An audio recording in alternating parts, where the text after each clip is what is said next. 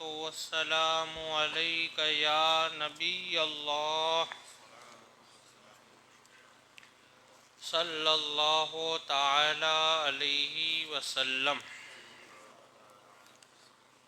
بسم اللہ الرحمن الرحیم۔ وَإِن كُنتُمْ فِي رَيْبٍ مِّمَّا نَزَّلْنَا عَلَىٰ عَبْدِنَا فَأْتُوا بِسُورَةٍ مِّن مِّثْلِهِ وَادْعُوا شُهَدَاءَكُم مِّن دُونِ اللَّهِ إِن كُنتُمْ صَادِقِينَ۔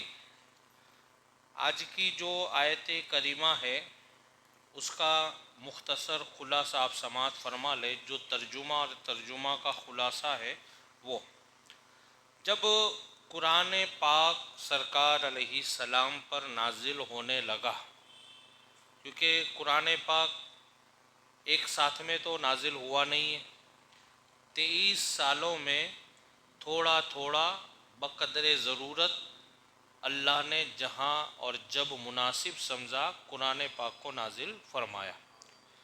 جہاں جس کی ضرورت ہوئی اللہ نے اس آیت کریمہ یا سورہ مبارکہ یا قرآن پاک کے اس پارے کو یا رکوع کو اللہ نے نازل فرمایا۔ لیکن جب وہ دور ایسا تھا کہ لوگ ایمان بھی لا رہے تھے، لوگ دامن اسلام سے وابستہ بھی ہو رہے تھے، اور بہت سے لوگ انکار بھی کر رہے تھے کہ بھئی ہم نہیں مانیں گے، اور اسلام، اللہ پاک، رسول پاک اور قرآن پاک کی حقانیت کا انکار بھی کر رہے تھے لوگ۔ تو جب قرآن پاک نازل ہونا شروع ہوا تو پھر کچھ لوگوں نے قرآن پاک پہ بھی باتیں کی کہ یہ تو معاذ اللہ جھوٹا ہے، قرآن پاک میں سب ملاوٹ والی بات ہے اور یہ اللہ کا کلام نہیں ہے، یہ تو معاذ اللہ لوگ لکھتے ہیں اور اس کو اللہ کے کلام کا نام دیتے ہیں۔ اس طریقے سے شک کیا گیا۔ تو پھر اللہ تبارک و تعالیٰ نے اس آیت کریمہ کو نازل فرمایا، جس میں اللہ فرماتا ہے کہ اگر تم کو کوئی شک ہے تو قرآن پاک تو بہت دور کی بات ہے، اس کے جیسی ایک صورت لا کر کے بتاؤ۔ ایک جگہ ایک روایت میں نے پڑھا تھا کہ پہلے کے زمانے میں عرب کا ایک دستور تھا، تو جو بڑے بڑے شعراء تھے، شاعر تو اس زمانے میں بھی تھے اور وہ لوگ عربی تھے، عرب تھا تو عربی شاعر تھے، اور ان کو اپنی فصاحت اور اپنی بلاغت پر بڑا ناز بھی تھا کیونکہ ان کی مادری زبان ہے عربی۔ اب جیسے ہم گجراتی ہے یا کوئی کسی اور زبان کا یا کسی اور علاقے کا رہنے والا ہے تو وہاں کی زبان وہ زیادہ جانتا ہے۔ تو اس زمانے میں وہ لوگ عربی تھے، آج بھی عربی ہے، لیکن اس زمانے میں کیا تھا کہ ان کو اپنی فصاحت بلاغت پر بہت ناز تھا، اور سب سے بڑا ان کو ناز یہ تھا کہ ہم عربی، قرآن عربی اور رسول پاک کی زبان بھی عربی۔ وہ یہ چیز کو لے کر کے بڑا فخر کرتے تھے، اور آج بھی فخر کرتے اس بات کو لے کر کہ ہم عربی بولتے ہیں، قرآن بھی عربی میں ہے اور سرکار علیہ السلام بھی عربی بولتے تھے، اس کو لے کر کے وہ فخر کرتے۔ تو اس زمانے میں عرب کے اندر بڑے بڑے شعراء تھے اور بڑی فصاحت و بلاغت کے ساتھ وہ کلام لکھتے تھے۔ تو سال میں ایک بار وہاں پہ ایک سیمینار ہوتا تھا، اور خانہ کعبہ شریف جو ہے نا، آج تو کیا ہے اس کو پکا بنا ہے، اس زمانے میں پکا نہیں تھا، کچی کچی دیوالیں تھی، اس طریقے کا تھا۔ تو اعلان ہوتا تھا کہ فلاں تاریخ کو فلاں دن اور فلاں وقت پہ سیمینار ہے، تو جتنے بھی شعراء ہیں سب اپنے اپنے شعر و شاعری اور اپنے کلام لکھ کر کے کعبہ شریف کی دیوار پہ لگا دے۔ پھر اس میں جو تمام شعراء کا ایک استاد ہوتا تھا کہ جس کو لوگ مانتے تھے کہ بھئی یہ ہمارا استاذ ہے، یعنی ہم سب میں زیادہ یہ جانکار ہے، اہل علم ہے، وہ آتا تھا اور وہ سب کے کلام پڑھتا تھا۔ پھر وہ جس کا کلام اس کو اچھا لگتا تھا اس کو مبارکبادی دیتا تھا، اور جس کے کلام میں کوئی کمی ہوتی تھی وہ اس کی اصلاح کرتا تھا۔ کیا کرتا تھا؟ اصلاح کا، بھئی یہ نہیں، یہاں یہ نہیں آنا چاہیے، یہاں یہ آئے گا۔ اب جب رسول پاک صلی اللہ علیہ وسلم کی بات آئی تو سرکار نے سورہ کوثر، انا اعطیناک الکوثر فصلی لربک وانحر ان شانئک هو، یہ سورت سرکار علیہ السلام نے لکھ کر کے لگا دی۔ سرکار نے فرمایا کہ اللہ کا کلام سے بڑھ کے میرے لیے کوئی بات نہیں، آپ نے وہ لگوا دیا۔ پھر وہ جو بڑا شاعر تھا، جو استاذ الشعراء تھا، وہ آیا اور اس نے تمام کلام پڑھنا شروع کیے۔ اور جب اس نے انا آتینا کل کوثر پر جب اس کی نظر پڑی تو وہ سب کے کلام عربی میں، وہ خود بھی عربی تھا، کلام بھی عربی میں تھے، عربی میں بات بھی کرتا تھا، عربی میں سمجھاتا بھی تھا لوگوں کو. تو جب وہ اس پر پہنچا تو اس نے پڑھا کہ انا آتینا کل کوثر، انا آتینا کل کوثر، ایسے وہ بار بار پڑھتا رہا. انا آتینا کل کوثر کو بار بار پڑھتا رہا. پھر بعد میں کیا کہتا ہے، ھذا لیس کلام البشر. اس نے کیا کہا، انا آتینا کل کوثر ھذا لیس کلام البشر. یہ انا آتینا کل کوثر ہے لیکن یہ بشر کا کلام نہیں ہے.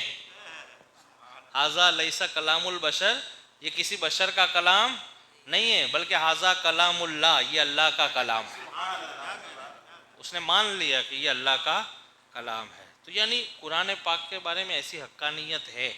تو لوگوں نے شک کیا تو قرآن پاک کی اللہ تعالیٰ نے اس آیت کریمہ کو نازل فرمایا. اس کا ترجمہ آپ سماعت فرمائیے. اور دیکھیے اللہ کا بہت بڑا احسان ہے کہ اللہ پاک نے ہم کو یہ کلام پاک تلاوت کے لیے عطا فرمایا ہے، اور جس میں اللہ نے ہر دکھ کی دوا اور ہر مرض کے لیے شفا رکھی. مولا کائنات مولا علی مشکل کشا کا فرمان میں نے آپ کو بارہا سنایا ہے کہ جب کوئی غم آ جائے، کوئی پریشانی آ جائے، کوئی مشکلات آپ کو گھیر لے اور کوئی راستہ آپ کو نہیں سوجھ رہا ہے تو حضرت مولا کائنات فرماتے قرآن پاک لو، اس کی تلاوت کرنا شروع کرو، اور جہاں سے آپ کا دل چاہے وہاں سے، یہ بھی نہیں کہ وہاں سے یہاں، جہاں سے آپ کا دل کرے تلاوت کرنا شروع کر دو. آپ فرماتے 3 دن میں اللہ تمہاری مشکلوں کو آسان فرما دے گا. یہ وہ کلام پاک ہے. اور اللہ کا بہت بڑا کرم ہے کہ اللہ نے ہم کو یہ کلام پاک عطا فرمایا. ہم اس کی تلاوت کرتے ہیں ہر جگہ پہ، نماز میں بھی اور نماز کے باہر بھی.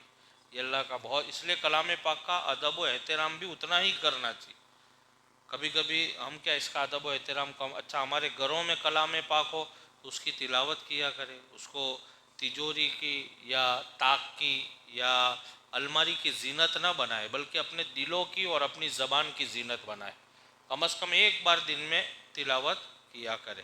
تو کہتے بسم اللہ الرحمن الرحیم وَإِن كُنتُمْ فِي رَيْبٍ مِّمَّا نَزَّلْنَا عَلَىٰ عَبْدِنَا.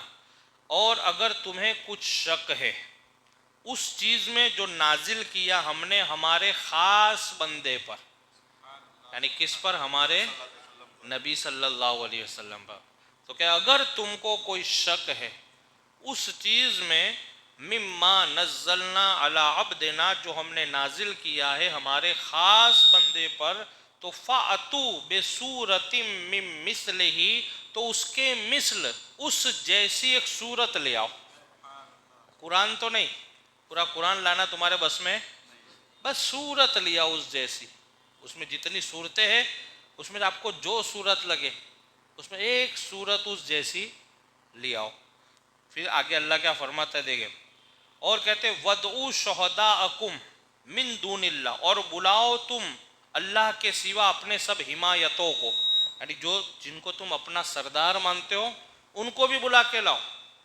ہم صرف آپ سے چیلنج نہیں کرتے، تمہارے پاس جو بڑے بڑے لوگ ہیں جن کو تم اپنا سردار مانتے ہو ان کو بھی بلا کر کے لاؤ، ان سے بھی کہو کہ وہ لائے.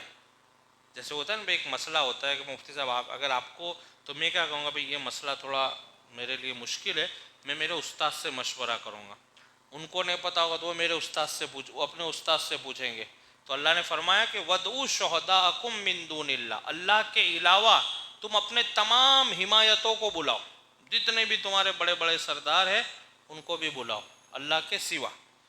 ان کنتم صادقین، اگر تم اپنی بات میں سچے ہو، اگر تم اپنی بات میں سچے ہو. پھر آگے سنیے اللہ فرماتا ہے فَإِن لَمْ تَفْعَلُوا وَلَن تَفْعَلُوا. یہ عربی کے گرامر کے حساب سے، ہماری بھاشا میں بولتے ہیں نا، میں کہتا ہوں آپ یہ کام نہیں کر پاؤ گے اور یہاں تک میں چیلنج کرتا ہوں نہیں ہوگا. تو اللہ وہ فرماتا ہے فَإِن لَمْ تَفْعَلُوا، پھر اگر نہ لا سکو، اور ہم فرما دیتے ہرگز نہیں لا سکو گے.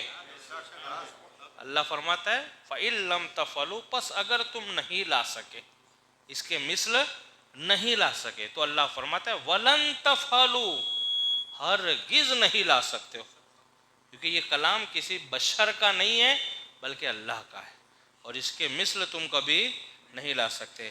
فَاتَّقُوا النَّارَ الَّتِي وَقُودُهَا النَّاسُ وَالْحِجَارَةُ، اللہ فرماتا ہے تو ڈرو اس آگ سے جس کا ایندھن آدمی اور پتھر ہے. کہا کہ تم انکار کر دیتے ہو اتنی بڑی کتاب کا، اتنی بڑی آیتوں کا؟ تو کیا اللہ فرماتا ڈرو اس آگ سے کہ جس کا ایندھن لوگ اور پتھر ہے، جس میں لوگوں کو ڈالا جائے گا، تو تمہیں بھی اس میں ڈھکیل دیا جائے گا قرآن پاک کے انکار کے عوض میں۔ اعدت للکافرین، جو تیار رکھی گئی ہے کافروں کے لیے، انکار کرنے والوں کے لیے۔ پتہ چلا کہ انکار کرو گے تو جہنم میں جاؤ گے۔ آگے پھر کیا ہوتا ہے انشاءاللہ آپ آگے سماعت کریں گے۔ اللہ سے دعا ہے اللہ رب العزت ہم سب کو قرآن پاک کے فیضان و کرم سے مالا مال فرمائے۔